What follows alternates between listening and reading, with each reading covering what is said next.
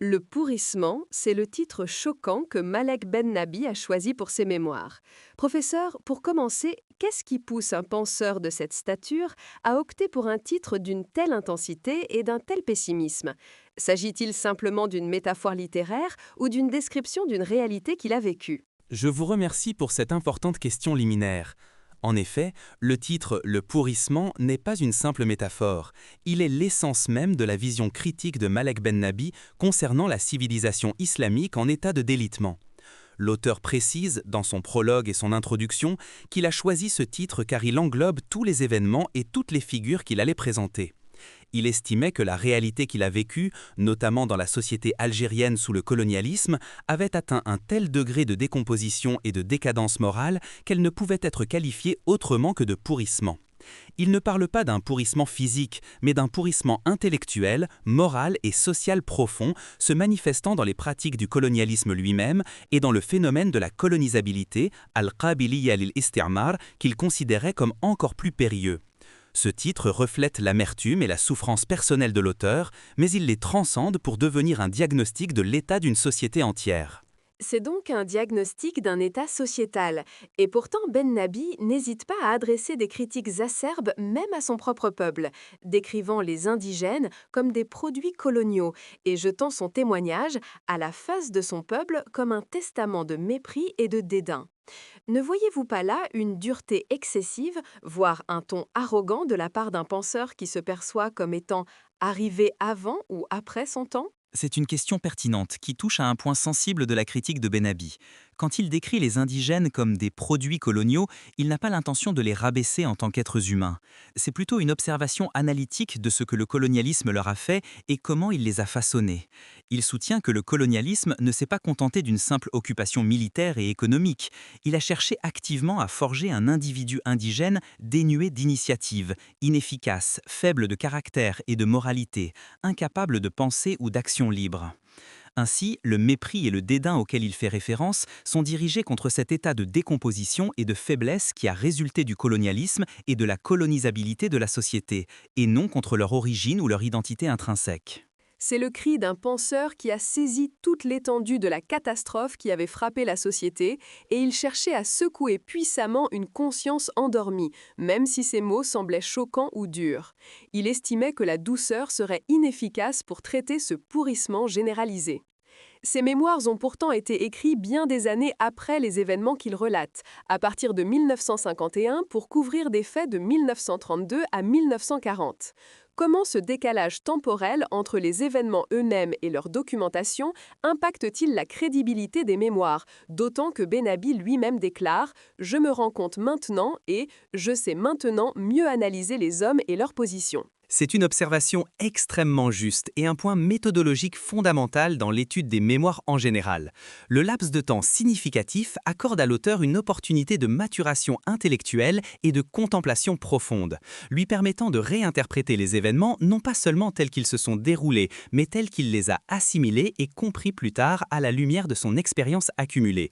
Cela n'enlevait rien à la crédibilité des faits en eux-mêmes, au contraire, cela ajoute une couche d'analyse et de perspicacité intellectuelle qui n'était peut-être pas à sa disposition à l'époque. Dans ce contexte, le nom de Massignon émerge comme une figure pivot que Benabi décrit comme l'araignée tirant les ficelles, et comment Massignon était un exécuteur testamentaire du père de Foucault dont la volonté était de changer le peuple algérien. Cette description peut-elle être considérée comme une représentation fidèle du caractère et du rôle de Massignon, ou Benabi exagère-t-il peut-être sa représentation en tant qu'antagoniste principal et orchestrateur de toutes les conspirations? La représentation de Massignon comme l'araignée est une illustration saisissante de la perspective analytique de Benabi. Massignon n'était pas seulement un orientaliste, il était une figure d'influence profonde au sein des cercles français, avec un poids significatif sur la politique coloniale envers les musulmans d'Afrique du Nord. Ben Nabi, en tant que penseur qui articule la pensée, la réalité et l'analyse psychologique du colonisateur et du colonisé, a perçu Massignon comme l'incarnation d'un projet colonial intellectuel, visant non seulement l'occupation territoriale, mais aussi l'assujettissement de l'esprit et de l'âme. Sa description en araignée reflète la toile complexe de relations qu'il tissait, cherchant à pénétrer et à orienter les jeunes élites au service de l'agenda colonial, que ces élites en soient conscientes ou non. Ben Nabi était une contestation directe de cet agenda, qui visait à oblitérer l'identité arabe et islamique en Algérie. Il était donc naturel que Massignon évoque la mouche qui avait dérangé sa maison. Il ne s'agit pas tant d'une exagération que d'une mise à nu d'une vision plus profonde du conflit civilisationnel qui se déroulait à cette époque. Dans ses mémoires, Ben Nabi formule des critiques acerbes envers de nombreuses parties, des érudits qu'il qualifiait d'ignorants et de lâches, aux hommes politiques comme Messali Hadj, dont il considérait le mouvement comme de la politique stérile ou de la politiquerie. Peut-on soutenir que cette dure critique interne était nécessaire à une véritable renaissance ou reflète-t-elle principalement une forme de déception personnelle que Ben Nabi nourrissait envers son entourage ? La critique de Ben Nabi envers les érudits et les politiciens est l'une des caractéristiques les plus saillantes de sa pensée réformiste. Il ne critiquait pas les individus pour eux-mêmes, mais plutôt le phénomène et la mentalité sous-jacent. Quand il parle de l'ignorance et de la lâcheté des érudits, il ne remet pas en question leur foi ou leur piété, mais plutôt leur incapacité à percevoir la réalité complexe qui les entourait et leur échec à proposer des solutions pratiques pour faire face aux défis coloniaux. Il estimait qu'il vivait dans un monde avant les Almohades, tandis que le monde occidental évoluait rapidement. Quant à sa critique de Messali Hadj et du mouvement L'Étoile nord-africaine, elle découle de sa pensée pragmatique. Il croyait que le patriotisme devait commencer par la construction de l'être humain, par l'éducation, par la prise de conscience, et non pas seulement par des discours passionnés ou un coup de tête aveugle contre un ennemi invisible. Il n'était pas pessimiste de nature, il était profondément réaliste. Sa déception envers ses élites n'était pas personnelle, mais une déception face à leur incapacité à réaliser la renaissance souhaitée. Cette critique était essentielle pour identifier les véritables sources du mal. Et enfin, professeur, comment pouvons-nous lire le pourrissement aujourd'hui dans le contexte de notre réalité arabe et islamique contemporaine ? Absolument, les mémoires Le Pourrissement sont loin d'être un simple document historique d'une époque révolue. C'est une œuvre pivot pour comprendre nombre de nos défis actuels. Le diagnostic de Malek Ben Nabi concernant la colonisabilité comme un mal interne nous pousse à réfléchir au concept du colonialisme dans son sens le plus large, non pas seulement comme une occupation étrangère, mais comme un état psychologique et intellectuel qui empêche une nation de connaître un renouveau même après la fin de l'occupation physique.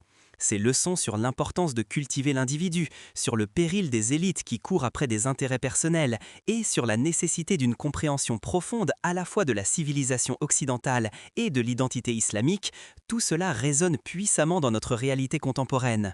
Le pourrissement dont parlait Ben Nabi a peut-être transformé ses manifestations, mais ses racines sous-jacentes pourraient bien persister. Le lire aujourd'hui nous invite à un examen de conscience de nous-mêmes et de nos élites et soulève la question éternelle: quelles sont les conditions d'une véritable renaissance ? Merci infiniment, professeur, pour cette analyse profonde et éclairante. Nous avons beaucoup apprécié cet échange. Mes remerciements s'étendent à vous et à nos chers auditeurs. Et voilà, nous concluons cet épisode de notre podcast. Nous espérons que vous avez apprécié et tiré profit de cette discussion passionnante autour des mémoires de Malek Ben Nabi, Le Pourrissement. N'oubliez pas de vous abonner, de laisser un like et un commentaire et d'activer les notifications pour être informé de nos prochains podcasts. À très bientôt!